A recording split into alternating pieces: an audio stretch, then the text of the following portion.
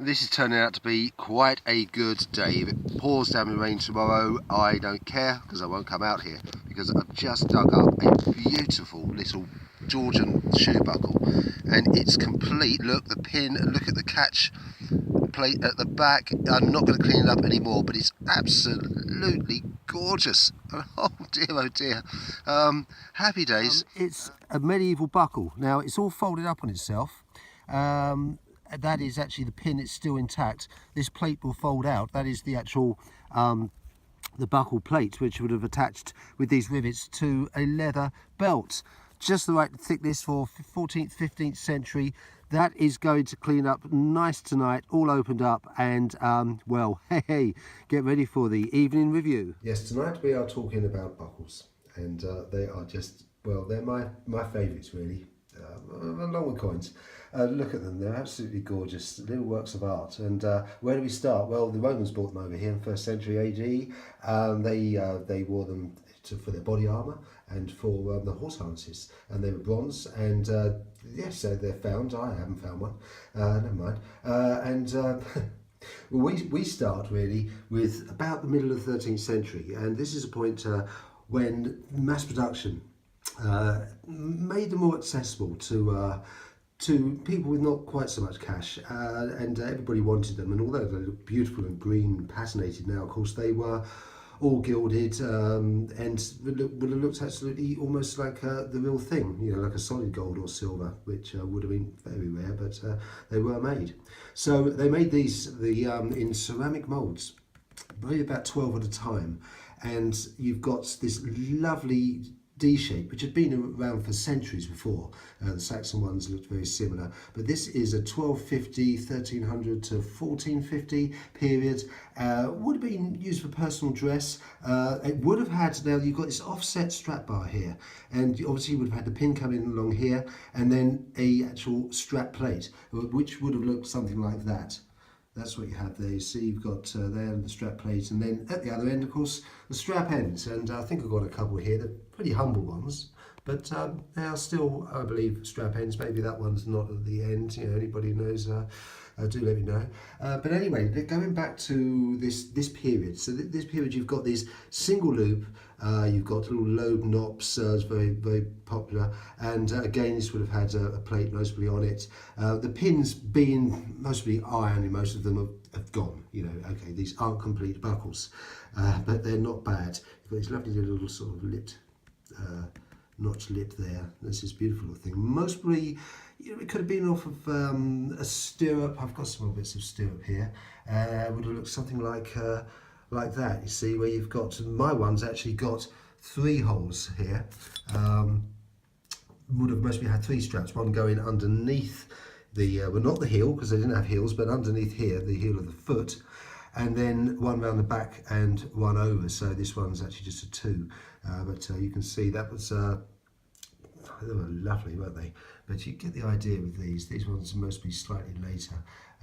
But you'll notice here, I'm just going to jump forward a little bit, but you'll see it's a butterfly, a spectacle buckle.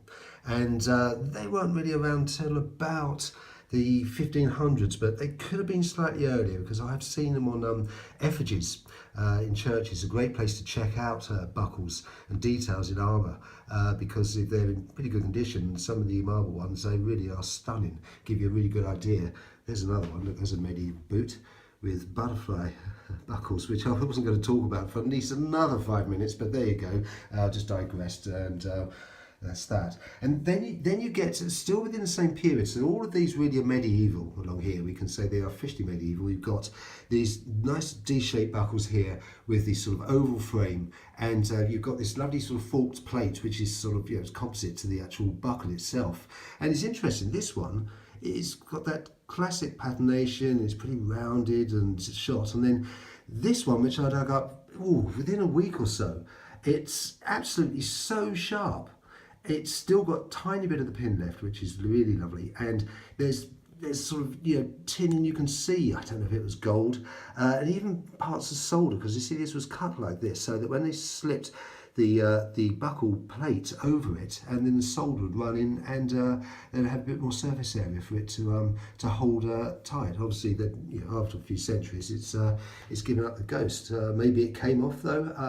When the owner lost it. Who knows? Anyway, so then really we move on to let's go to it's a Tudor period here. I mean, look at this. I dug this up 5 months ago, and I thought, oh, that just looks like a flower, isn't it? And it's a rose, and it is the Tudor rose. It's called the rose buckle. It's a double buckle now with the pin in the middle. You would have still possibly had a plate coming off of here, and then the pin over, and then the buckle through there, the strap end through, and then folded over. So you've got this sort of fold over. I've got a picture here. See this one on this sword belt, and it actually folds over and then hangs down there. This is still, it's quite risque really. It's quite short, but they did go right down to the ground at some period. Fashion was just as amazing, and how people can be persuaded even back then. And then you move on to, yes, the spectacle buckles. They're lovely, and I'm actually really chuffed with this one because it's still got the pin, because I think it is bronze, and that's why that one survived. All of these haven't, but look at them just looking back at us. That's lovely. They are really delicious. And then you've got a transition. Well, this is nice because you've got this sort of a trapezoid, or sort of asymmetrical, which is really around this period here, which we are talking Tudor and Elizabethan. These you can just see these like hat buckles of the Cromwellian period, and there's the one on a boot there, and it's got that period all over it, doesn't it? You can really see those on those hats, and look at that, there's a nice buckle. Yep. So marvelous. That's the first tray, and I was very happy with all those. Obviously didn't get them in that order. So on to tray 2. So I've tried to make them in some sort of a dateline here, although there's always some crossover. And I just wanted to say another spectacle buckle, there it is. It would have been worn on a purse. So definitely a buckle there, and then somebody on somebody's belt or girdle, as I think it was called then. Just one interesting though, look at that. That is a Limoges buckle plate. So this is missing the buckle. There would be a nice D buckle there, but it's got this wonderful sort of I don't know, it's like a dragon here, and this would have been literally, just beautiful enamelled high. I mean, it's still a bit of green there, and a bit of yellow in the tail. It's a bit of blue. You can see it's a blue background, and this is pretty early. It could be 12th, late 12th century, 13th, and that's a high status piece of kit. That has still got a rivet up there. It's absolutely lovely. Let's just turn it over. It's not so lovely, is it? But it's worn against the body, so it really didn't matter. But it's beautiful. So on to these. So here, this is delicious. This is the double loop asymmetrical. It's trapezoid. It's got these lovely ovoid pieces on extended wings. You can see why they called that the butterfly buckle. It's beautiful. And then this lovely sort of rectangular beveled edges, absolutely gorgeous one here. Again, these little low knobs, and again protrusions here on the strap bar, each end of the strap bar. Beautiful decorated one here from sort of Tudor period. Absolutely lovely. That could even been off of a hat, I'm not sure. And of course this gorgeous Jacobean one, and I was so pleased with this. I mean, it's so complete. The shape is all there. It's just, it was a real treat, and that was sort of worn like that. So a strap went through back on it, so from the shoe, from this side up and through here and underneath, and that held that tight. And there's a little pin there, you can see it's mostly a ribbon. These are very sharp prongs, hence why it's mostly lost. And then the other one goes through there, and obviously right the way over and underneath. And that was an absolute delight. You've got a nice little trapezoid one there, as a little bit knocked around by the plough, but never mind. And this sort of subannular, so you actually got a pin by this period that is actually inserted. You can see the rust as well there, and it's slightly offset. That's why it's called subannular. Another nice one there. Look at that. Actually got a little bit of detail. It was a bit tough to find really nice detailed ones, decorative. That's a nice little decorative one though, isn't it? It's absolutely gorgeous. That's a Georgian shoe buckle, I'd say. I mean, I did get some fragments of of shoe buckle, of large Georgian ones, which you'd expect to see there, really dandy pair. And you know, that's normal plough damage, isn't it? I'm lucky to have got those really. But I'm going to finish off with, you know, the best one, I think. It was right at the end of the season as well.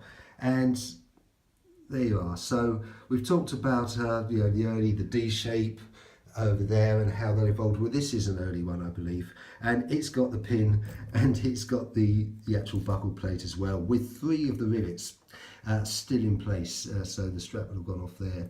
It's absolutely lovely and a real treat. Buckles really are lovely things, and I hope to find some more with some decoration in the new season.